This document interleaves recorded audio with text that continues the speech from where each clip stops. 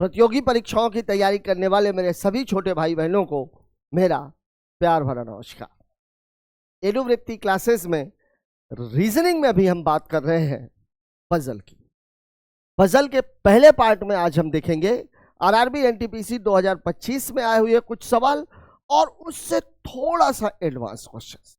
तो आइए देखते हैं कि आज के वीडियो में किस किस तरह के सवाल शामिल किए गए हैं। पहला क्वेश्चन आपकी स्क्रीन पर ये रहा। सवाल अभी हाल ही में हुए एनटीपीसी ग्रेजुएट लेवल के एग्जाम में आया हुआ है। सवाल आपको कह रहा है MNOPQR और S में से प्रत्येक की परीक्षा सप्ताह के अलग अलग दिनों में होती है। जब भी सप्ताह का मामला आता है, एक बात ध्यान रखिएगा कि पजल में अलग अलग जानकारियां दी जाती हैं। तो जो जानकारी बिल्कुल फिक्स है, मतलब वो बदल नहीं सकती है, उसी जानकारी को आपको बेस बनाना है। मतलब यहां पर आपकी कौन सी जानकारी ऐसी है जो नहीं बदल सकती? भाई MNOPQR की जो पोजीशन है ये तो बदल सकती है, लेकिन जो डेज हैं वो तो नहीं बदलेंगे। क्यों? क्योंकि पहले तो सोमवार होगा, फिर सोमवार के बाद मंगलवार ही होगा। हम इसी पर फोकस कर लेते हैं, ठीक है।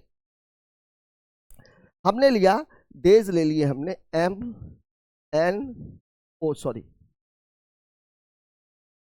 Monday, Tuesday, Wednesday, Thursday, Friday, Saturday and Sunday. ये हमारे 7 दिन हैं, ये इसी क्रम में रहने वाले हैं। अब आपको बोल रहा है कि ये जो 7 लोग बैठे हुए हैं MNOPQR और S, इनकी पोजीशन आपको निकालनी है, ठीक है।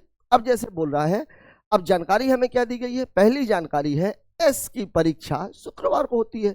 क्लियर कट जानकारी। अब मैं जरा पेन का कलर बदल देता हूं। S की परीक्षा शुक्रवार को होती है, तो देखिए फ्राइडे को किसकी परीक्षा होती है? S की, ठीक है, ये हमने ले लिया। फिर बोल रहा है S और R के बीच केवल 2 लोगों की परीक्षा होती है, मतलब S और R के बीच में 2 जगह खाली होनी चाहिए। अब आप खुद देखो, यहां पर तो टोटल 2 जगह हैं, तो नीचे रखने की कोई गुंजाइश है क्या मेरे पास? तो यहां पे तो R को प्लेस किया ही नहीं जा सकता, मतलब R S के ऊपर होगा और 2 जगह छोड़ के होगा, मतलब 1 और 2, मतलब R आ जाएगा इस पोजीशन पर। तो S और R के बीच में 2 लोगों की परीक्षा होती है, ये कंडीशन हमारी फुलफिल हो गई। फिर और आगे क्या बोल रहा है? O की परीक्षा N से ठीक पहले। अब कहाँ हो रही है ये अपने को पता नहीं, तो ये जानकारी आप अलग से लिख लीजिए। O की परीक्षा N से पहले, M की परीक्षा P के ठीक दूसरे दिन, मतलब M की परीक्षा P के बाद। ये 2 जानकारियां आपको अलग से दी गई है। S की परीक्षा, अब देखिए ये 2 की गुंजाइश है, तो 2 तो यहां भी खाली है, यहां भी खाली है, मतलब आएगा तो इसी जगह पर, यहां पे तो आ ही नहीं सकता। तो अब आपसे जो बोल रहा है वो क्या बोल रहा है? S की परीक्षा यम के बाद, S की परीक्षा यम के बाद। अब आप देखो ये 2 हैं, ये 2 हैं, तो इन दोनों को रखना तो इसी जगह पर है। अगर मेरे को बोल देता S की परीक्षा यन के बाद हो रही, तो मैं ON को ऊपर कर देता, PM को नीचे कर देता, लेकिन सवाल में बोल रहा है S की परीक्षा यम के बाद।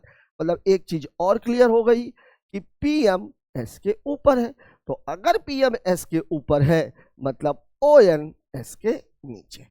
ये अब आपके 6 लोग बैठ गए। अब आप ये देख लीजिए कि बचा हुआ कौन है। तो इसमें मुझे जो दिख रहा है वो ये दिख रहा है कि Q की पोजीशन अभी तक नहीं आई है, मतलब Q कहाँ बैठेगा? सोमवार को। अब आपसे पूछा क्या है, Q की परीक्षा किस दिन होती है? मुझे दिख रहा है कि Q की परीक्षा सोमवार को होती है, मतलब मेरा उत्तर हो जाएगा ऑप्शन नंबर A। बस आप एक एक लाइन आगे करते चले जाओ।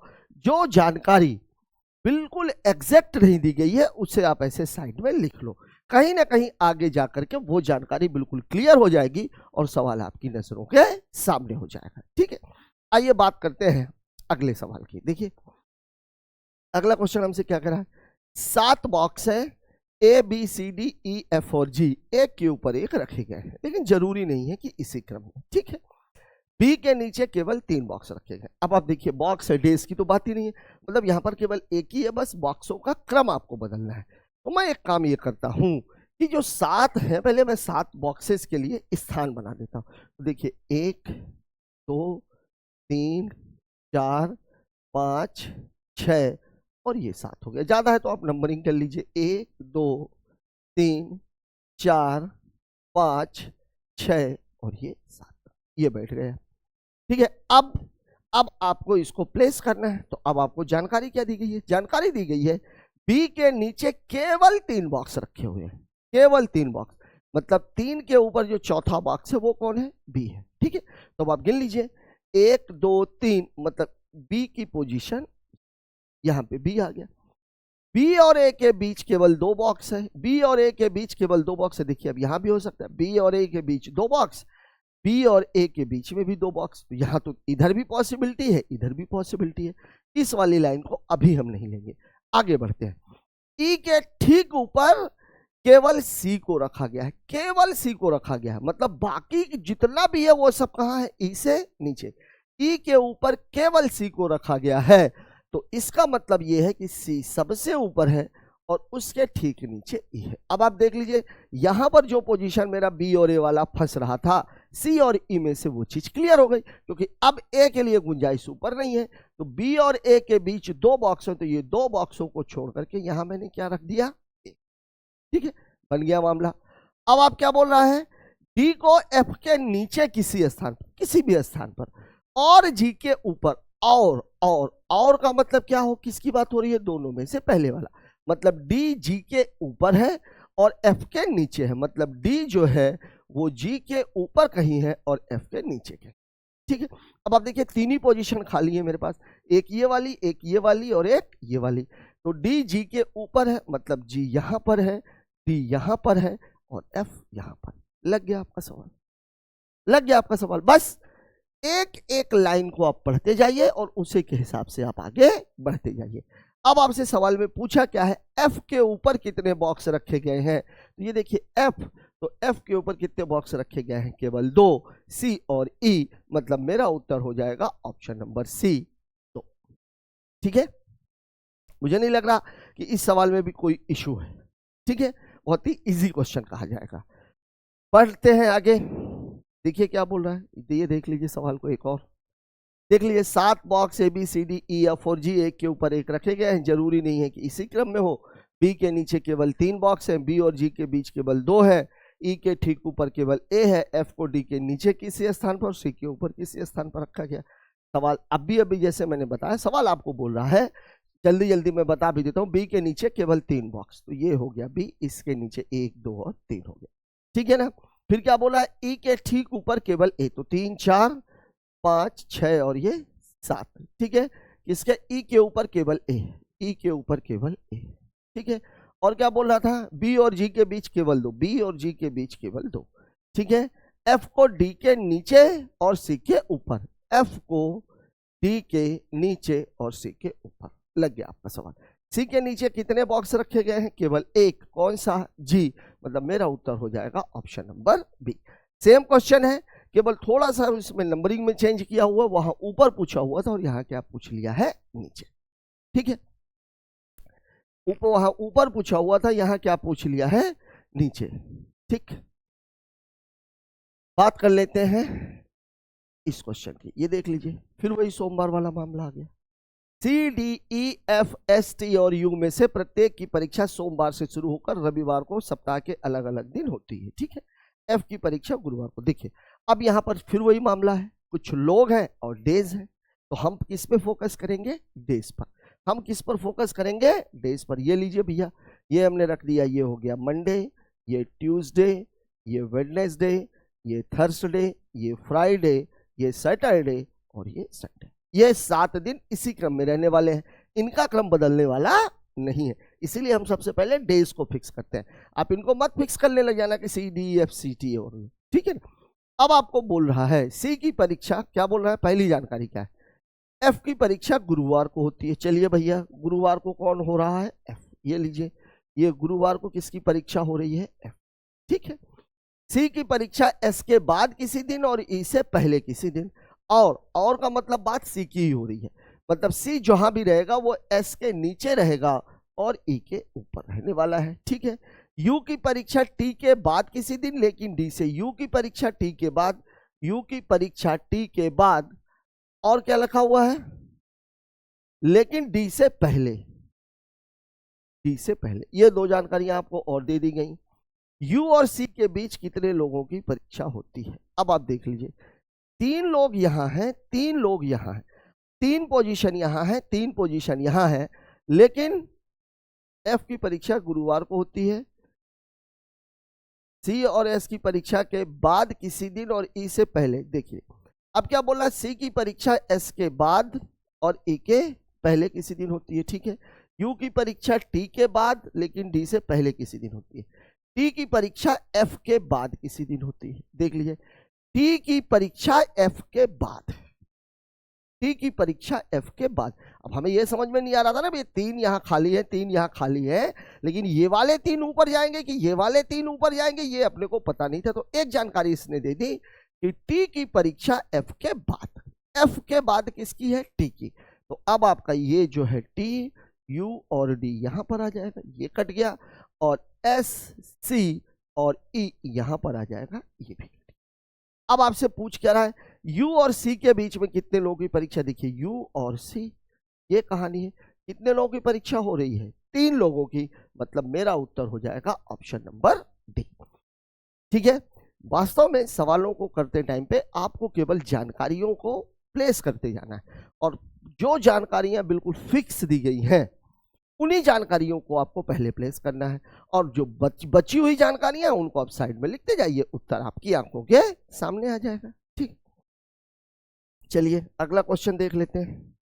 ये सवाल क्या है भाई, एक प्रदर्शनी में अलग अलग कंपनी, अब यहां से सवाल थोड़े से टफ वाले स्टार्ट हो रहे हैं। क्या बोल रहा है, एक प्रदर्शनी में अलग अलग company LG air conditioner Carrier, air conditioner काहे के लिए लिखा हुआ है, इसको उड़ा ही देते हैं ना, ये मामला गड़बड़ हो जाएगा थोड़ा सा, ठीक है। ये चलो रहने देते हैं, कैरियर याद रखेंगे। LG Carrier, Samsung, Godrej, Whirlpool, Hitachi और वीडियोकॉन के 7 एयर कंडीशनर पूर्व की ओर। इससे ध्यान रखिएगा, पूर्व और पश्चिम से फर्क नहीं पड़ रहा है, ठीक है। आप उसको अपने हिसाब से घुमा सकते हैं, ठीक है। बेहतर यह है कि पश्चिम वाले को दक्षिण दिशा मान लीजिए और पूर्व वाले को उत्तर मान लीजिए, क्योंकि पूर्व का मामला है तो मैं उत्तर की ओर बनाऊंगा, ठीक है। अब मेरे को सवाल में करना क्या है भाई, अब मुझे सवाल में करना यह है कि भैया 7 है, 7, तो ये हो गया 1 2 3 4 5 6 और ये 7, ये 7 बैठ गए भाई। अब जानकारी मुझे जो दी गई है वो क्या क्या दी गई है, एलजी को वीडियोकॉन से लगकर दाईं ओर, देखिए ये रहेगा लेफ्ट और ये रहेगा राइट, हिंदी में लिख देता हूं चूंकि ये रहेगा बायां और ये रहेगा दायां, ठीक है। एलजी को वीडियोकॉन से लगकर दाईं ओर, एलजी को वीडियोकॉन के दाईं ओर रखा जा रहा है, ठीक है। वीडियोकॉन को सैमसंग के दाईं ओर चौथे क्रम पर, अब वीडियोकॉन सैमसंग के दाईं ओर चौथे क्रम पर है, तो ठीक है, पहले मैं ये सैमसंग ले लेता हूं, इसके दाईं ओर तो 1 2 3 और 4 यहां पर वीडियोकॉन आ जाएगा, और इसके ठीक बाद कौन है, ठीक है। एक कंडीशन ये है, एक ये भी हो सकता है, एक कंडीशन ये भी बन सकती है कि सैमसंग यहां पर आ जाए, वीडियोकॉन यहां पर आ जाए और एलजी यहां पर आ जाए, ये दोनों कंडीशंस पॉसिबल है, ठीक है। क्यों, क्योंकि भैया अभी तक अंत का नहीं दिया गया है, जैसे मुझे अंत का मिलेगा मामला क्लियर हो जाएगा। देख लेते हैं अंत में कुछ दिया तो नहीं है। दाईं ओर चौथे क्रम पर गोदरेज एयर कंडीशनर को कैरियर और हिताची के बीच, सैमसंग जो कि एयर कंडीशनर से, अच्छा एयर कंडीशनर कैरियर के लिए लिख रहा है, ठीक है। सैमसंग कैरियर से बाईं ओर तीसरे क्रम पर है, सैमसंग कैरियर के बाईं ओर तीसरे क्रम पर है, सबसे अंत में रखा गया है, सैमसंग सबसे अंत में रखा गया है, ये बात आपको ध्यान रखनी है। तो अब सैमसंग सबसे अंत में रखा गया, मतलब ये वाली जो कहानी है इससे मुझे कोई लेना देना नहीं। अब सवाल में आपको बोल क्या रहा है कि सैमसंग कैरियर के बाईं ओर तीसरी क्रम पर है, मतलब कैरियर सैमसंग के दाईं ओर। अगर मैं इसको चेंज करूंगा, इसको चेंज करूंगा, सैमसंग, इसको अगर मैं कैरियर बना दूं और इसको अगर मैं सैमसंग बना दूं, तो क्या बोलेंगे, कैरियर जो कि सैमसंग के तो बाएं से क्या हो जाएगा, ये दायां, मतलब कैरियर सैमसंग के दाईं ओर तीसरे क्रम पर है, तो कैरियर सैमसंग के दाईं ओर तीसरे क्रम पर 1 2 और ये 3, यहां पर क्या आ जाएगा, कैरियर, ये कैरियर आ गया, ठीक है। कैरियर भी हो गया, वीडियोकॉन भी। एक लाइन और हमने कुछ छोड़ी थी, क्या छोड़ी थी, हिताची वाली कहां चली गई, हिताची वाली क्या बोल रहा है, गोदरेज एयर कंडीशनर को कैरियर और हिताची के बीच, देखिए कैरियर और हिताची के बीच, इधर तो कुछ हो ही नहीं सकता क्योंकि एलजी है, कैरियर और हिताची के बीच किसको रखा गया है। अब आपके पास केवल एक एयर कंडीशनर बचा, और वो कौन सा बचा, वर्लपूल, मतलब वर्लपूल इस पोजीशन पर है, ये देखिए बन गया आपका पोजीशन, ठीक है। तो मेरे कहने का मतलब यह है कि जब कभी भी रैखिक व्यवस्था हो या कोई भी व्यवस्था हो, रैखिक व्यवस्था में आपको केवल एक बात ध्यान में रखनी है, सिटिंग की बात है। सिटिंग में ये सवाल आपने देखा होगा, सिटिंग अरेंजमेंट में। अभी तो सिटिंग में अगर मामला रैखिक का है तो आपको देखना है लास्ट में कौन बैठा हुआ है, ठीक है ना, या फिक्स पोजीशन किसकी है। तो यहां पर हमें जो फिक्स पोजीशन मिली थी वो सैमसंग की मिली थी। सवाल में आपसे पूछा क्या है, कौन सा एयर कंडीशनर कैरियर के दाईं ओर है, दाईं ओर। तो कैरियर के दाईं ओर ये तीनों है, वर्लपूल, एलजी और वीडियोकॉन। एलजी, वीडियोकॉन, गोदरेज नहीं है, वर्लपूल, एलजी और वीडियोकॉन, ये आपका उत्तर हो जाएगा। देखिए, वर्लपूल, एलजी और वीडियोकॉन, यही आपके सवाल का जवाब हो जाएगा। ठीक है, बात कर लेते हैं एक और बहुत ही बढ़िया सवाल की, और इस सवाल को पढ़ के आप लोगों का दिमाग भी थोड़ा सा खुलेगा। ये देख लीजिए इन सवालों को कैसे करना होता है। इस सवाल पे थोड़ा सा ध्यान दीजिएगा। सवाल आपको बोल रहे हैं 7 सदस्य ABCDEF और G ओलंपिक में विभिन्न देश जर्मनी, चीन, कोरिया, फ्रांस, रूस, ऑस्ट्रिया, जर्मनी, चीन, कोरिया, फ्रांस, रूस, ऑस्ट्रिया और जापान का प्रतिनिधित्व करते हैं।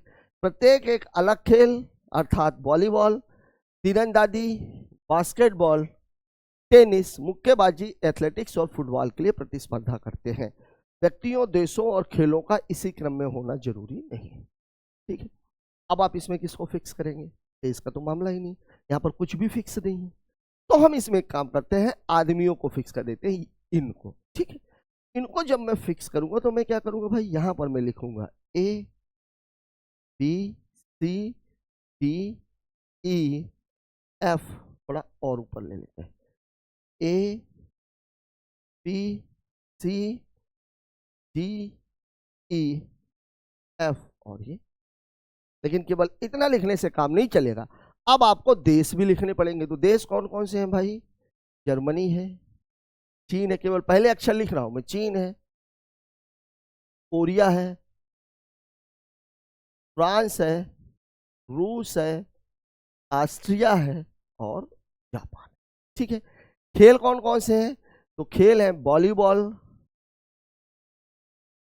वॉलीबॉल, फिर कौन सा है, वॉलीबॉल के बाद है तीरंदाजी, तीरंदाजी, बास्केटबॉल पूरा मैं नहीं लिख रहा हूं क्योंकि वॉलीबॉल को मैं पूरा लिख चुका हूं, तो बास्केटबॉल, टेनिस, टेनिस, मुक्केबाजी, एथलेटिक्स, एथलेटिक्स और फुटबॉल,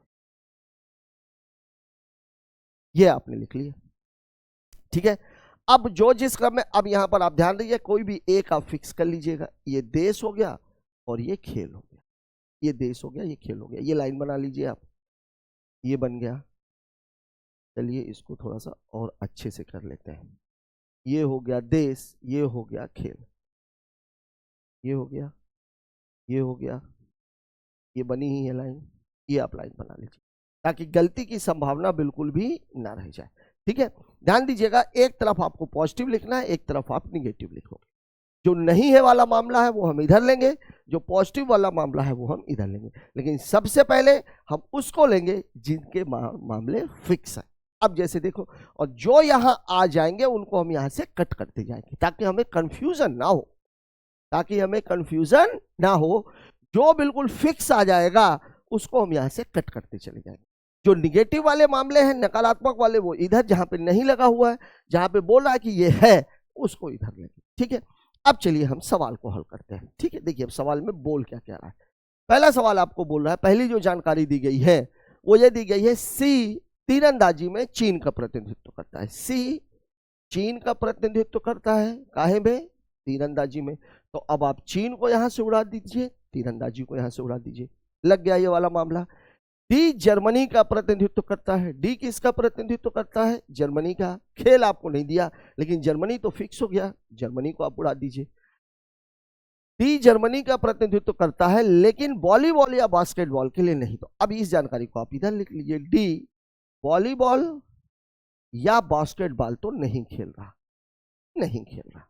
ठीक, डी वॉलीबॉल और बास्केटबॉल नहीं खेल रहा है। जो जापान का प्रतिनिधित्व करता है वो मुक्केबाजी में करता है। देखिए अब यहां पर आप पॉजिटिव जानकारी लिखते जाइए, जापान वाला मुक्केबाजी, तो यहां से हमने उड़ा दिया जापान को, उड़ा दिया मुक्केबाजी। ठीक है, क्या बोला है, जो जापान का प्रतिनिधित्व करता है मुक्केबाजी। ई वॉलीबॉल की प्रतिस्पर्धा करता है, तो ई किसकी प्रतिस्पर्धा कर रहा है? वॉलीबॉल की। अब आप देखिए वॉलीबॉल, वॉलीबॉल कहाँ गया भाई? ये है वॉलीबॉल। अब देखिए वॉलीबॉल यहाँ भी है, इसको भी आप कट कर दीजिए, ठीक है। ई वॉलीबॉल के लिए प्रतिस्पर्धा करता है, लेकिन कोरिया के लिए नहीं। तो ई किसके लिए प्रतिस्पर्धा नहीं करेगा? कोरिया के लिए नहीं करेगा, ठीक है। बस एक एक जानकारी मैं लेते जा रहा हूं। ए एथलेटिक्स के लिए ऑस्ट्रिया का, ए किसका प्रतिनिधित्व कर रहा है? ऑस्ट्रिया का। और काहे के लिए कर रहा है? एथलेटिक्स के लिए। ये भैया ऑस्ट्रिया खत्म और ये भैया एथलेटिक्स खत्म, ये भी हमने हटा दिया, ठीक है।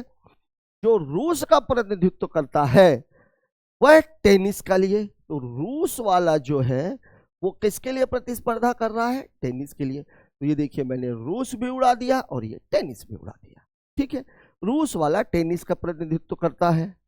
कोरिया एफ, कोरिया या जापान का प्रतिनिधित्व नहीं करता है, मतलब एफ जो है, अब आप देख लीजिए, कोरिया या जापान का प्रतिनिधित्व नहीं करेगा, ठीक है। देखिए ई और एफ दोनों ही कोरिया में नहीं रहेंगे, यह बात आपको याद रखनी है। जी बास्केटबॉल के लिए प्रतिस्पर्धा करता है, तो जी कौन सा गेम खेल रहा है? बास्केटबॉल। जी कौन सा खेल रहा है?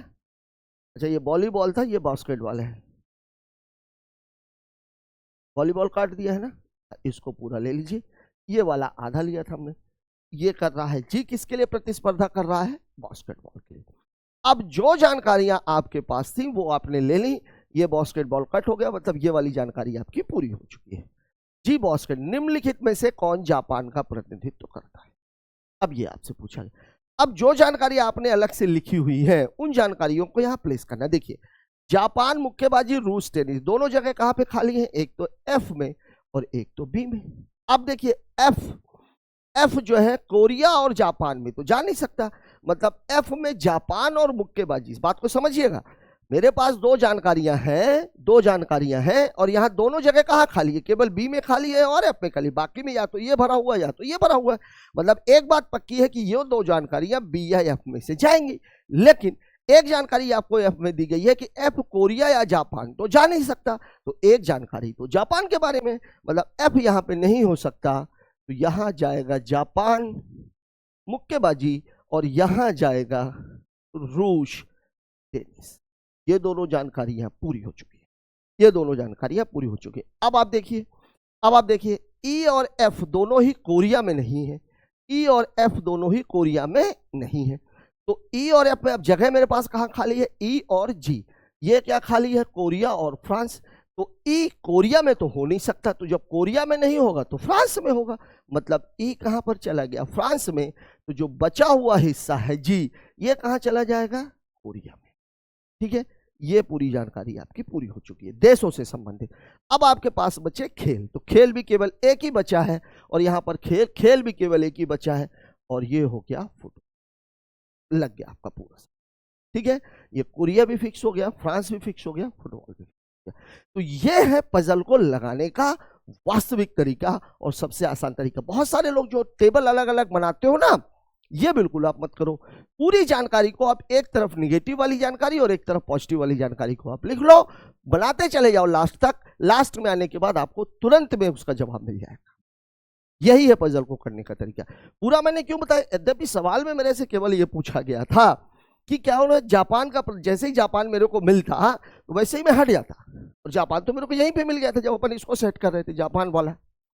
तो फिर मेरे को आगे नहीं ले, पूरा सवाल लगाने के पीछे का मकसद क्या था? कई बार यद्यपि ये वाला जो सवाल है हो सकता है सिंगल, देखिए आरआरबी एनटीपीसी ग्रेजुएट लेवल, ये सीबीटी 2 का मामला है, ठीक है ना। तो अगर केवल इतना ही क्वेश्चन होता तो मैं यहाँ पे रुक गया होता, जापान भी मेरे को मिल गया था, ठीक है ना। आगे मैं सवाल को नहीं करता। पूरा लगाने के पीछे का मकसद ये था कि कई बार पजल में एक पजल लेकर के 2 से 3 क्वेश्चन पूछे जाते हैं और वहां पर आपको पूरा सवाल लगाना आवश्यक हो जाता है। तो अब आप देखिए कौन जापान का, तो जापान का प्रतिनिधित्व तो कौन कर रहा है? बी, मतलब मेरा उत्तर हो जाएगा ऑप्शन नंबर बी, ठीक है। ये इसी का इंग्लिश वर्जन है, जिसको हिंदी समझ में नहीं आई हो इसको जो है स्क्रीनशॉट ले सकता है, ठीक है। अच्छा रिपीटेड हो गया, ये वाला कुछ नहीं है, चलिए। तो साथियों आज हमने बात की पजल में कुछ आसान और कुछ टिपिकल क्वेश्चंस की। लेकिन अभी पजल पूरा नहीं हुआ है। अभी हम इसके आगे बात करेंगे जो अभी आरआरबी एनटीपीसी में फ्लोर बेस्ड क्वेश्चन आए थे उनकी कुछ और कठिन सवालों की। तो आज का ये वीडियो पहले आप देखिए, इसको समझिए, फिर हम अगले पार्ट की बात करते हैं। आज का दिन आप केवल इसी वीडियो पर ध्यान दीजिएगा, तब हम कल इस अगले वीडियो की बात करेंगे। आज का ये वीडियो आपको कैसा लगा कमेंट बॉक्स में जरूर बताएं। मिलते हैं कल पजल के दूसरे पार्ट के साथ, तब तक के लिए जय हिंद।